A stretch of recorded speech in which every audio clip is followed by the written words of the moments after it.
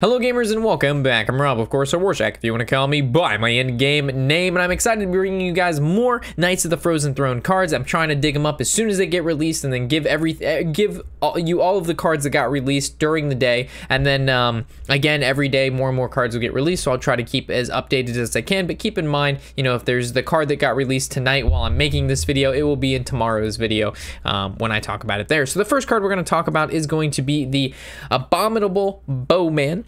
It's the 7 mana 6/7 death rattle. Summon a random friendly beast that died this game. I like the concept of Death Rattle Hunter, N'Zoth Hunter.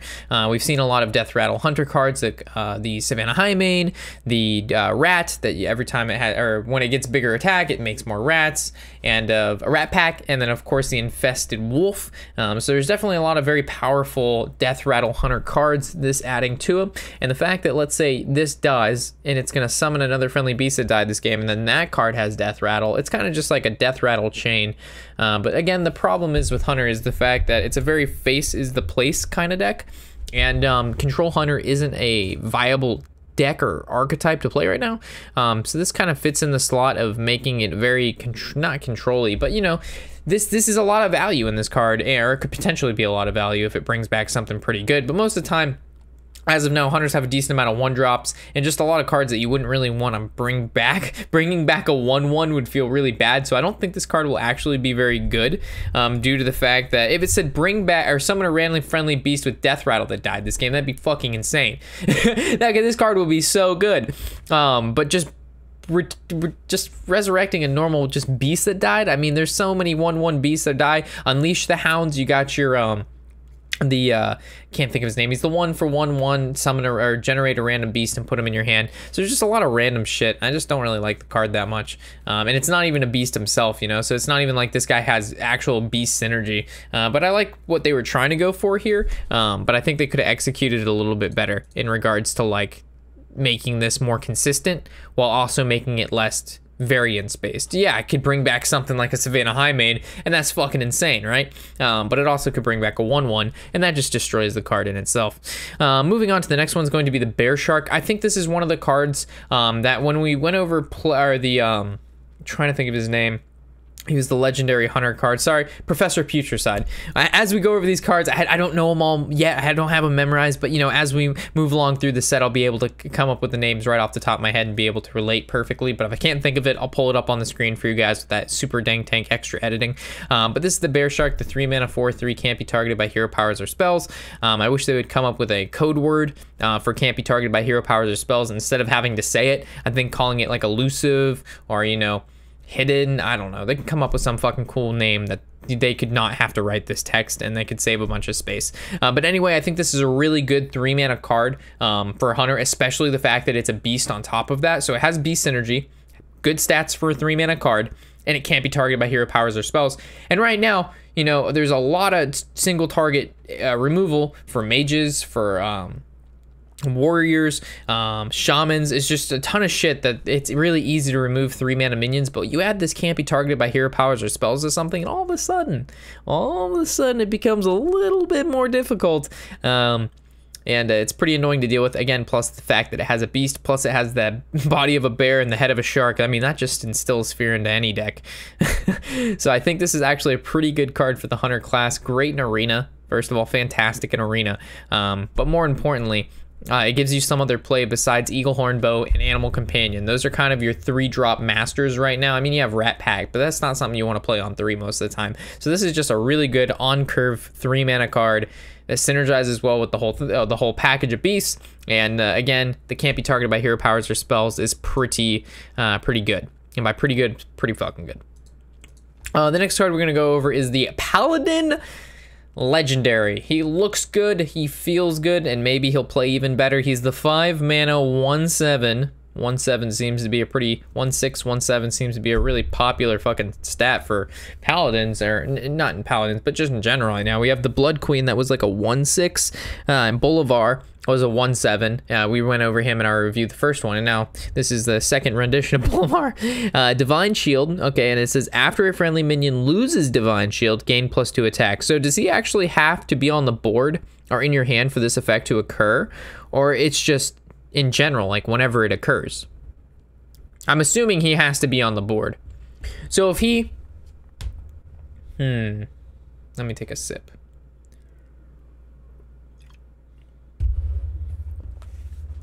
A friendly minion. Does that count himself? Again, guys, when I look at these cards, this is basically the first time I'm looking at the cards. So there's a comment earlier. It triggered me and it said, Rob, you need to pay more attention, do more research when looking at these cards so you know what you're talking about. That would defeat the fucking purpose of this video. The purpose of this video is to get a first look at a card. If I come up with if I look at a card and do all this other research and come at you live with all this shit I think I know, and then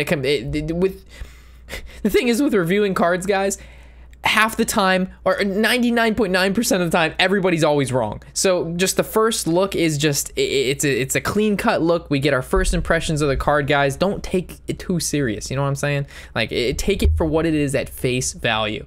We haven't played with the cards yet.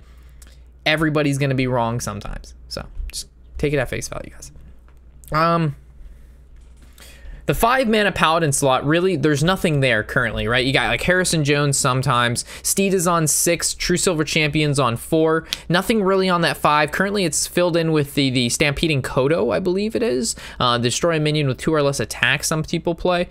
So I don't think he's necessarily a bad card, but I don't think he's necessarily a really good paladin legendary in comparison to cards like Tyrion, Ragnaros the Light Lord, Sunkeeper, Tarim. I mean, all those guys are ridiculous. We're talking crazy legendaries. I mean, there's almost every paladin deck right now is running 2 of the 3, at least 3 out of 3 of those paladin legendaries. They're so good. So it's finally, it feels nice that they printed not an auto-include paladin legendary into every deck that they could possibly think of. Because, you know, Sunkeeper Term goes in any deck. Goes in aggro, goes in mid-range, goes in control. Tyrion goes in mid-range, goes in control. You got Ragnar goes in mid-range, goes in control. So it's just good to have a card that doesn't necessarily auto-fit itself into exactly the paladin slot, which is, I think, what they were going for here. I think this is going to be in a very specialized deck if it is played. The next card is going to be Light Sorrow. It synergizes well with the card we just went over. For the 4-mana 1/4 Light Sorrow, I just said the name twice, I'm retarded. After a friendly minion loses Divine Shield, gain +1 attack. So on top of getting +1 attack with this weapon, your creature gets +2 attacks. So they're going for the whole, when a friendly minion loses Divine Shield, which makes Divine Shield a little bit better. So on top of the Divine Shield value you're getting when you trade a minion and it doesn't take damage, you're also getting value from the shield actually now being popped, and you're actually getting buffs elsewhere, which is pretty interesting as well.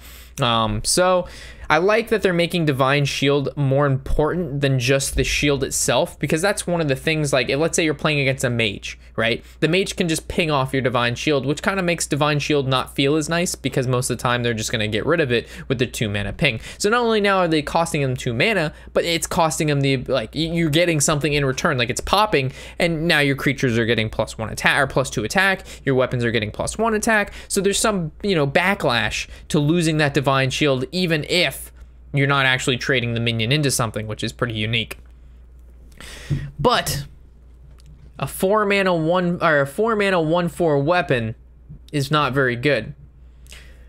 A 4-mana 3/4, I mean, if we give this 1 more mana, it turns into an Assassin's Blade for Rogue, and Rogue has a 3/4 weapon for 1 mana more. So it's basically is 1 mana worth the 2 attack that this would get if it was an Assassin's Blade, but you have to pop 2 Divine Shields to get the +2 attack. So it's like, I don't know. It's gonna be on a fine line, I think, this card. But it has the potential to go, yeah. But Rube, it has the potential to be more than +3 attack. But the thing is, how many Divine Shield minions do you think are gonna stick on the board? If your opponent knows that you have a Divine Shield deck, and the whole purpose is to get Divine Shield and use it to pop it to gain shit, they're not gonna let you keep it that long. And also Blood Knight, or whatever that guy is, the 3-mana 3/3, get +3/+3 for every Divine Shield. Oh man. Is that really going to be a deck? Divine Shield Paladin? Oh boy. Oh boy. We'll have to see. Alright, if Divine Shield Paladins is a thing, Light Sorrow and Boulevard Fireblood will be cards. Those will be big deals. If Divine Shield Paladin sucks, those won't be important cards. But if Divine Shield Paladin is a thing, we might need to pucker up and put on our punching bags, or punching fists, or whatever the fucking boxing gloves, because we're gonna need to tango. All right, Druid Epic, Fate Spinner, 5 mana, 5/3. You're not impressing me on the stats. What do you got to offer me, buddy? Choose a death rattle. All right, so it's pick and choose secretly, which I read the cut text because I actually didn't know what the fuck secretly meant. It says, so basically when you choose a death rattle with this guy, your opponent doesn't know which one you've chosen. That's what secretly means. Don't tell anybody.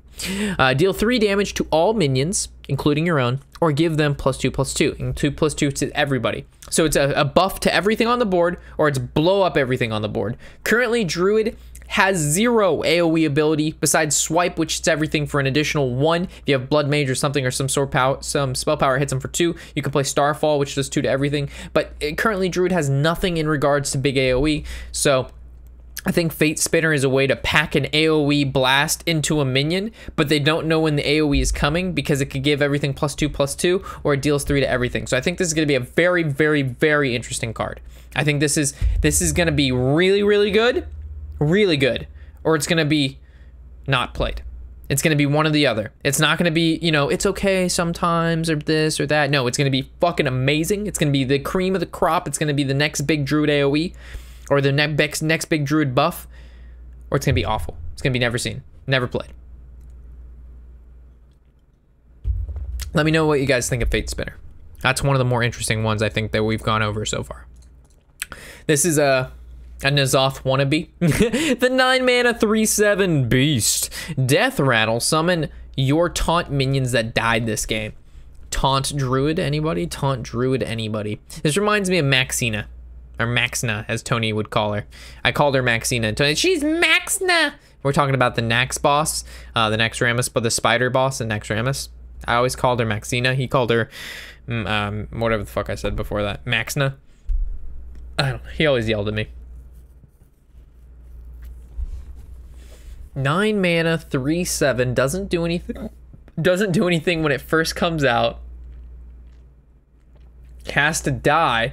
So which means it can be hexed, polymorphed, devolved. Doesn't have that much attack. I don't know. Maybe it'll be in Big Druid. Because Big Druid currently plays just your taunt minions. So it doesn't require them to be any, it's just any taunt minions. I don't know. I feel like it's good versus control decks, obviously, but it's just really bad versus any sort of aggro, mid-range aggro deck, because they're just going to steamroll you. Like, super good on value. Don't get me wrong, this card is good. It's just it can be shut down relatively easy if your opponent knows that you're playing this sort of deck. Like, obviously, if they see a Druid deck playing all these sort of taunt minions, they're going to save one of their hexes, their polymorphs, or devolves just for this card. And then that defeats the purpose of the entirety of this card. So it depends what other taunt minions that come out. I don't think this is gonna be, I would rather just play N'Zoth, if you know what I mean. Oh, but it's taunt minions, not death rattle minions. I don't know. I think I would much still rather play N'Zoth, because at least N'Zoth, you get the effect right away. This has to actually die. So if you're going to go for this big dick swinger, max value at the end of the game, if you're going to play something like that, why not just get the value right there? You play N'Zoth, boom, all the value's right there. They can't stop N'Zoth. N'Zoth does what he wants. This, nah, I don't know. I'd just rather play N'Zoth, if you know what I'm saying. Like, it's just, nah. I'm not feeling it. Cold Wrath, mage card. 3 mana, 3/4. Again, the stats for a 3 mana card, you can expect something like a 3/4 or 4/3. That's what they've been going with. This is also one of the problems I think Hearthstone faces right now. Is that they've pigeonholed themselves into statting minions that like 2 mana, 3 mana, and 4 mana minions. They're pigeonholed themselves and statting them at 3/4, 4/3, 5/4, 4/5. You know, 2/3, 3/2. Like, what you get from a 2 mana minion right now, like for example, the Arcanologist, the 2 mana, 2/3, draw a secret from your deck, that should be a 4 or 5 mana card. Like, you shouldn't be able to play a 2 mana card and get 5 mana's worth of value from it that early in the game. Like, if you look at Magic, you know, a 2 mana spell can, or 2 or 3 mana spell can, you know, it does a lot, right? You can stop, you know, an 8 mana creature. There's a lot of counter spells and there's a lot of like counterplay to it. But in this game, like, you can just steamroll your opponent if you just have a strong 2, like a strong 1, 2, and 3 can just win you a game. And like, it's good. It's good. Yeah, faster decks should be able to punish slower decks, because then what's the point of playing a faster deck? But at the same time, like, they've kind of, like I said, pigeonholed themselves into having to stat these minions at this rate, because they just have to be competitive what's already here. But if they did like a slower, I don't know, it's hard to, they would have to reformat too much. Anyway, it's a different rant, but the way they've pigeonholed themselves into statting cards and buffing cards, like 2 and 3 mana cards shouldn't have this amount of impact on a game as 7, 8, or 9 mana card. Like, it shouldn't even be fucking close, but it is sometimes. It just is. So anyway, battle cry: if an enemy is frozen, draw a card.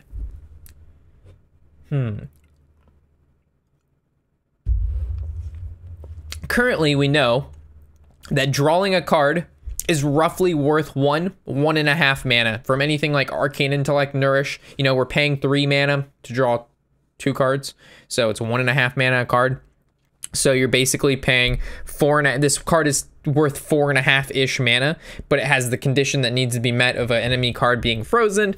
I'm not sure if Freeze Mage will be a thing. I mean, Freeze Mage is currently a thing. It's an OTK deck, but like an actual, like, freeze your opponent's minions combo based deck, tempo Freeze Mage that doesn't OTK. It's just revolves around minions, gaining tempo, gaining value. I think it'd be super cool, and I look forward to seeing this card be useful. Right off the bat, I'm not very impressed. This is something that I would think combos with the Shaman weapon that we saw earlier, where it says if this card attacks a card that's frozen, it kills it. So it's interesting they wouldn't give like mages like a wand or a small dagger that would combo with frozen stuff, instead of giving that axe to a Shaman who only currently has 1 freezing card, 2 freezing cards that we're going to go over later in this episode. But it just seems weird that they would give 2 classes freezing when I think Mage deserves it the most, and Mage doesn't even have a whole lot of it. If they're going to push the freeze, they should push it with 1 class and keep that its identity, right? Like, why have 2 classes that do freezing that just takes away from the class that should have freezing, and that's Mage. Like, you know, fucking Shaman's lightning bolts, nature, give them that. Don't give them freezing. That's not cool. That's Mage's job. 4 mana, 2/6, Ghastly Conjure, battle cry: add a mirror image spell to your hand. I mean, mirror image is worth 1 mana. Would you play? So would you? Oh, I don't know, man. I don't think this card is good. This reminds me to the Maiden. It was a 4 mana, 2/6. Your hero power costs 1. I know it's a very not the same, but that card wasn't really played, and I don't think this would be really played.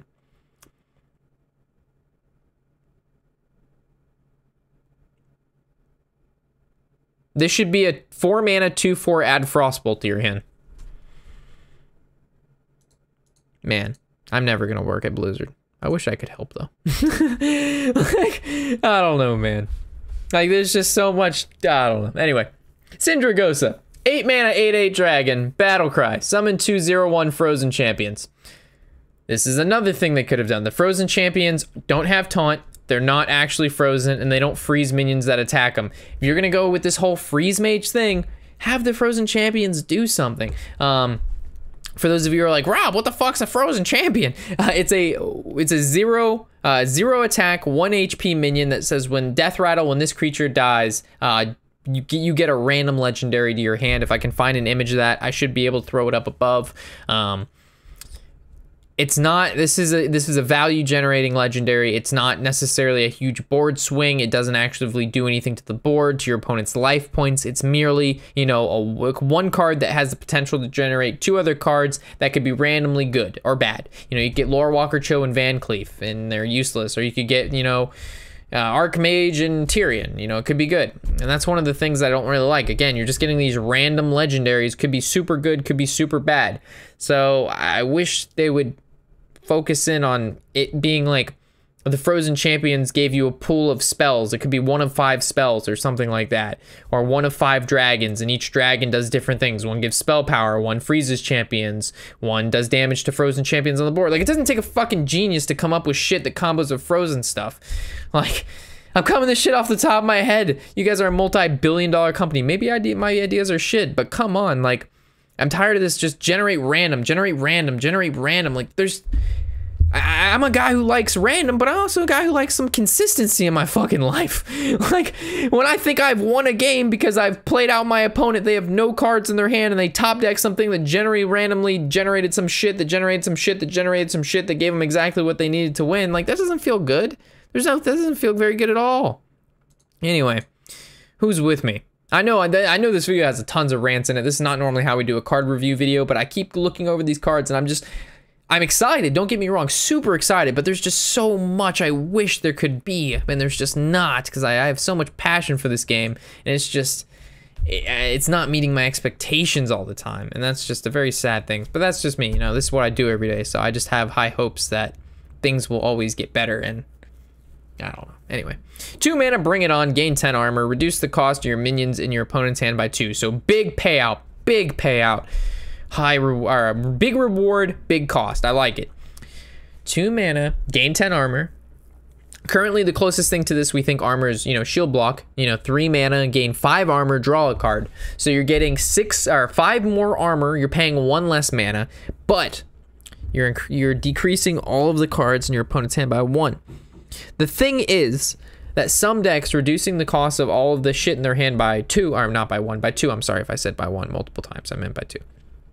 Oh man, the YouTube comments. You guys are gonna yell at me. It's by 1, Rob. Oh wait, there you said it correctly. Some decks this won't really affect. You know, you're playing an aggro deck and they have 2 cards in hand. You drop this, and you know, reducing a 2 mana or a 1 mana card to 0 on turn 6 or 7 made no significant impact to your opponent, but it really helped you out because gaining 10 armor is huge. But at the same time, you're playing against a mage. Mages, for the most part, in the late game right now, we're seeing a lot of control mage and a lot of freeze mage.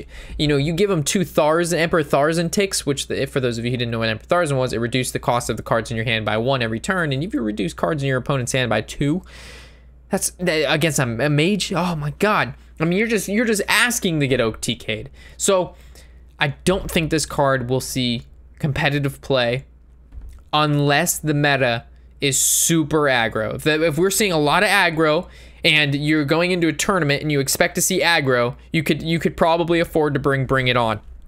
And this is where side decks come into play, right? Like, you're in a tournament and you play some, you know, a guy has a triple aggro lineup, you know, you can sideboard 5-10 cards. You'd sideboard bring it on in your deck and they'd be awesome. And the aggro player would sideboard in more control stuff to maybe, you know, combo or to counteract your bring it on. This is where like the super counterplay comes in, and the side decks matter and all that stuff. But you know, Hearthstone doesn't do side decks in tournaments either, so rip.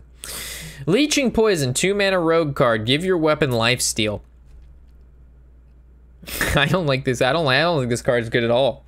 Give your weapon. It's not give your weapons lifesteal. It's give your weapon, which means if your weapon runs out of durability or it gets destroyed, you spent 2 mana and a card to do nothing. And most of the time with rogue weapons, like if you're smashing them into creatures and the weapon has 3 attack and the creature has 5 attack, you still take 2 damage.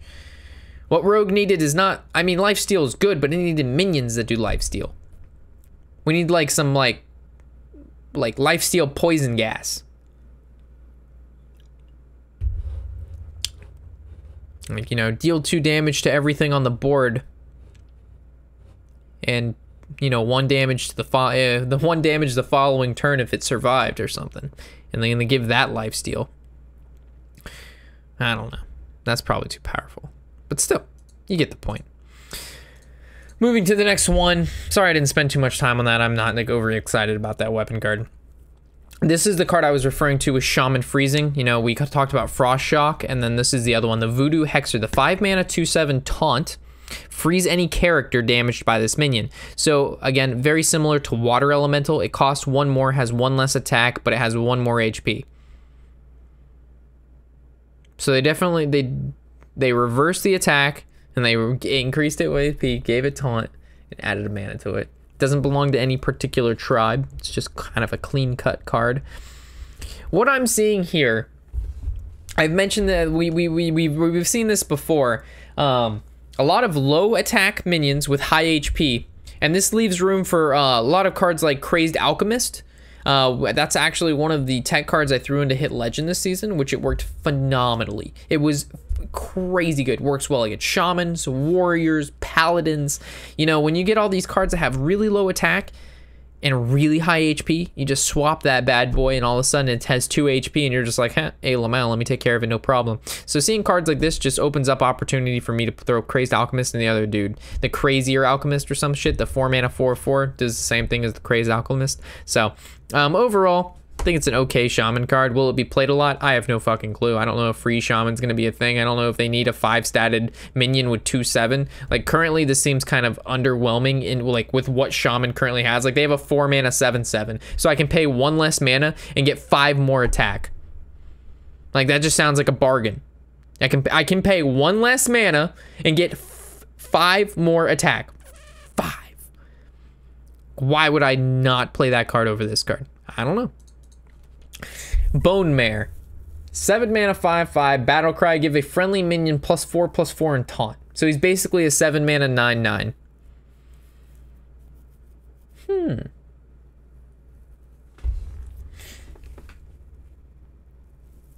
Maybe. I think he's really good in arena.